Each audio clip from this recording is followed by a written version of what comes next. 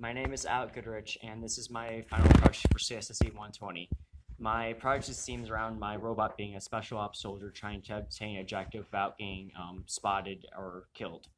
To start off my game, in the combined menu, you press the Start Game button, which pulls up the game window.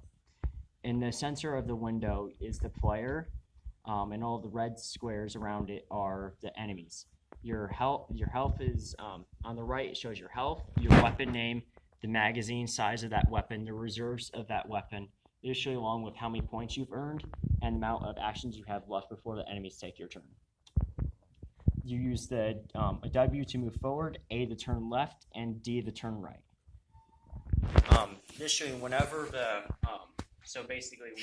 robot turns or moves forward, it checks to see if it has if the color it previously saw is different than what it currently sees. If it is different, it'll check to see if the list of that color is on the list of colors that corresponds to a different weapon. For example, the white switches the weapon to a machine gun, which has a different magazine size, a different reserve size, and additionally will have a different damage and range value.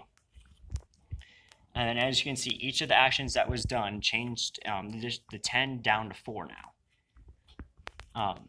So another mechanic of it is that if the camera sees a yellow block, it means that was spotted and more enemies spawn on the screen. Like now 3 additional enemies are on the screen. When it hits 0 turns left, the enemies start moving around. The screen, shooting and basically taking their turns. If they hit the player, it lowers the player's health.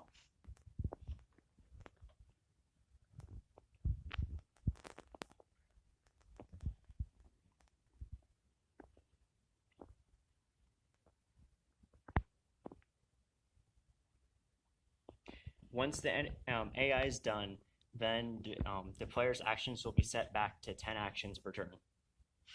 And then keep on moving forward.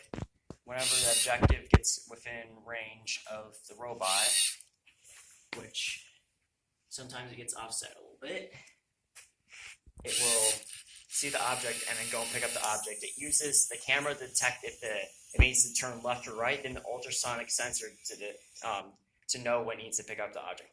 When it does this, it tells the code that that you're not allowed to shoot anymore. Additionally, you'll only have 5 actions left per turn allowed. Now, if you reach the bottom of the screen while holding the objective, you win the game.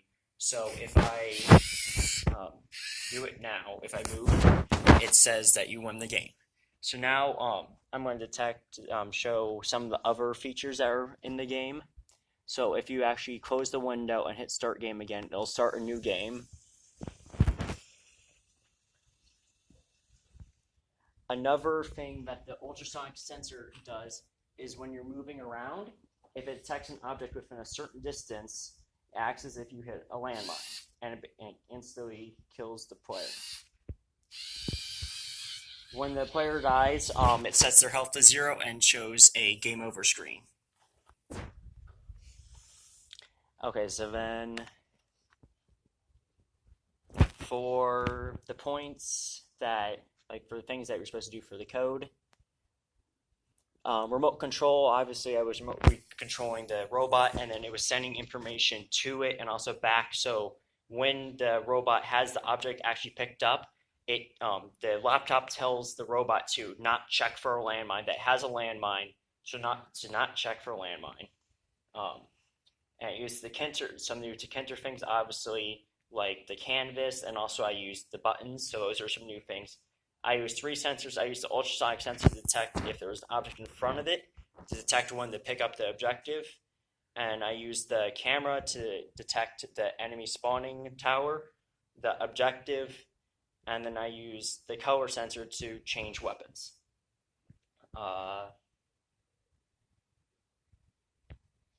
Motors, I used the motors just to move around by interacting with the keys.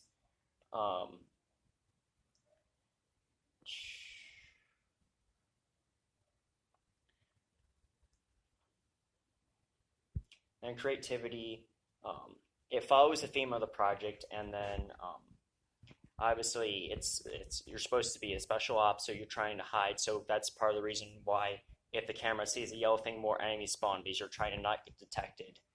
And then also part of the reason why you're trying to get an objective and get out because that's part of special ops sometimes.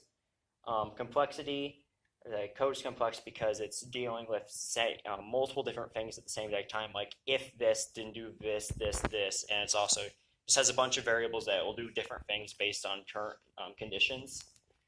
Yeah, 30 seconds. It's fine.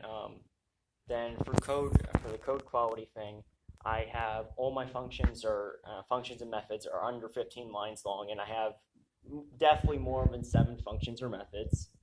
And then in addition, I did frequent commits and pushes.